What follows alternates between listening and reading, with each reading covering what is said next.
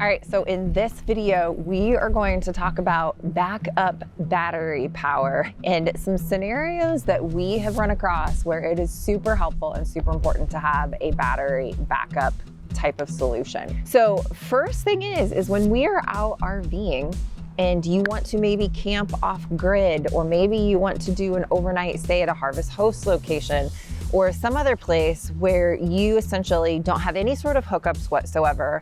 And this is super important if maybe you don't have a lithium setup or something that you're kind of set up for more off-grid stuff. Having some sort of backup battery power is great to be able to use things like your coffee pot to charge your computers, charge your phone, all of that. So the other scenario is, we do have a home base in the state of Florida.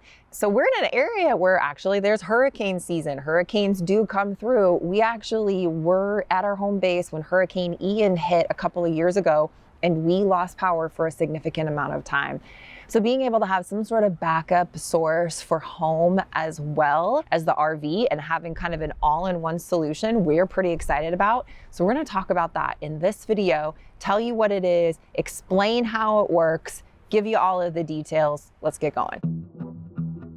So let's talk about what an auxiliary battery even is, and then kind of just how it works. So basically what you have here is it's a very, very large battery bank that has stored power. So it's similar to like how you think about batteries work in a flashlight, right? It's a little unit of energy stored. You could tap into that power to power the flashlight when you need it. Kind of same thing with these types of backups, except for this is on a much larger scale. And then you really kind of just want some sort of auxiliary battery backup anyway. I mean, we've had several over the years just because if you end up in a scenario where you're without power, it's nice to have some sort of backup. I mean, I remember the first time that Ben and I even lost power before we became RVers and we had no way to even charge our phones. Like, it's pretty inconvenient. So it's nice to have some sort of auxiliary backup, whether you're in an RV or whether you're at home. So we want to talk about what are the benefits of having a battery backup. So I think with RVing, first and foremost, is we just really like the freedom to be able to not have to rely on any sort of grid. Now, the other thing that comes to mind is we actually had a scenario where we were at a campground with my uncle in Nebraska, and it was super, super hot that particular day. And so all of the RVs in the campground that were hooked into the electrical power had their ACs going like to the max, right? Well, it actually like blew the transformer in the RV campground as far as the electrical system goes, and then everybody lost power. And so you had some that were able to, maybe fire up a gas generator, but not everybody had a gas generator, or not everybody wants to use a gas generator when you've got other people around because of the carbon monoxide and the fumes that then just kind of are in the air at that moment. So having some sort of an auxiliary backup for when power is lost, even when you're out RVing, even in a campground, is super, super beneficial. The other thing that we are really enjoying just about using battery systems more often is just it's a more renewable source of energy. So there's also a cost savings because you're not having to purchase fuel for a generator, and you're able to just harness the power of the sun to be able to charge this. So from a cost savings perspective, using something like this for a source of power, super beneficial. One more thing that I feel like is super important for us when we look at having some sort of backup like this for the home base in Florida is this. During Ian, there were actually like some deaths that occurred from carbon monoxide poisoning because people were putting their generators in their garages, and then carbon monoxide was getting into the house from those generators that were placed inside of a garage. And so you don't have any sort of dangers of that with this sort of battery backup system. You don't have to worry about any of that. It's just a safer way to have a backup source of power. All right, so let's talk real fast too about choosing the right solution for a battery backup system. So there are a lot of factors that you're going to want to consider. So first and foremost, you want to consider the size and the weight, especially if you're an RVer and you're wanting to use this in an RV. You need to look at what are the weight capacities that you have, the size, do you have storage available for it? This is one that can be put up pretty much in most any RV, or like even in like your tow vehicle, something like that. But the other thing to consider is, what are you going to be powering with that, especially say maybe like in a home situation, should there be a power outage. So you need to look at the output, the capacity, and then calculate your energy usage. So going through those different appliances, if you're in an RV and you know you want to have maybe at least one AC running, well, what is the wattage that is going to pull, and making sure that you have the right power supply to be able to support that. Also in your home. So we're going to talk in just a little bit about some things that we did and how we're going to be able to use this at our home base in just a few minutes as well. But the other thing is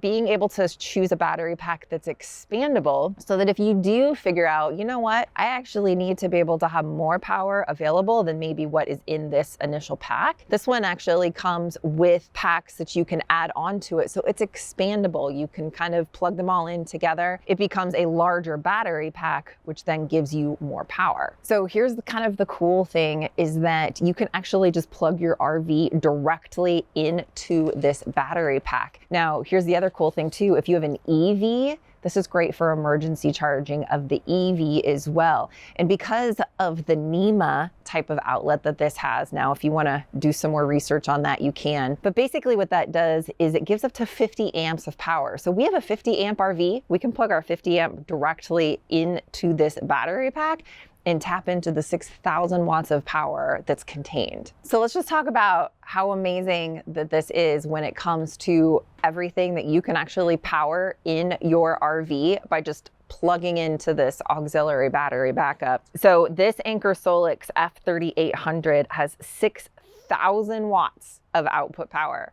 I mean, that is a lot of power.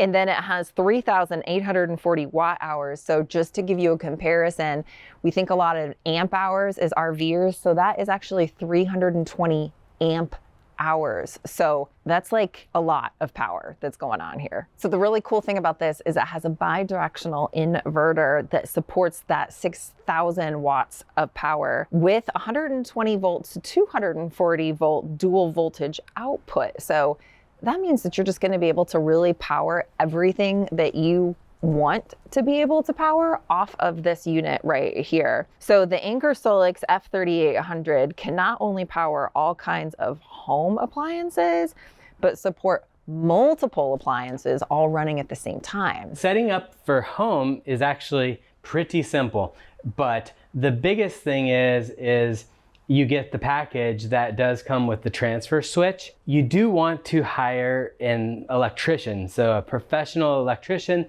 that's certified to be able to connect this up to your house. If you're handy, do it to it, but we decided to have an electrician come in and take care of all this and get everything set up. Basically what this does is if you were to connect up to the house right now, it would blow any generator. It would draw too much power because you're doing the water heater, you're doing the washer dryer, the pumps, everything. That's too much for it to handle. So this transfer switch transfers power to certain items. So you can select 10 items. So we chose the kitchen plugs, dishwasher, microwave, fridge, laundry room, master bedroom, my office, and the internet. So I want to make sure the internet stays powered up, as well as ceiling fans. You want to keep the house cool. Here in Florida during the hot summer, so we have the ceiling fans on as well. Right now, all of these are set to line, and this means it's running off the grid right now. So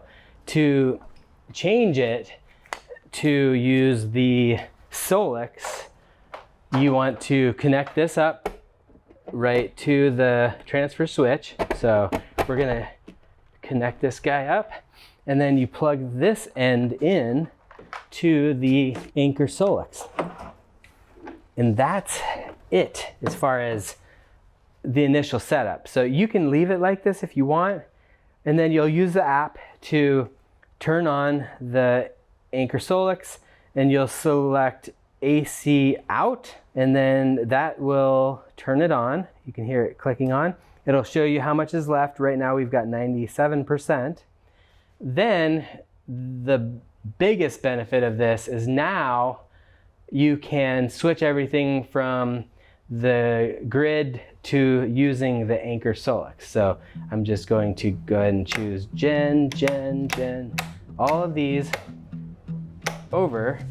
And now, if we would have lost power, we are running fully off the Anker Solix. So you'll have to let us know, what are you using right now for some sort of power backup? Definitely curious, let us know in the comments below.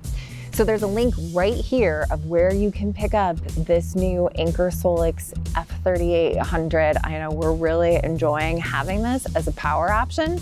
So that's right here, lots of information in the description below as well.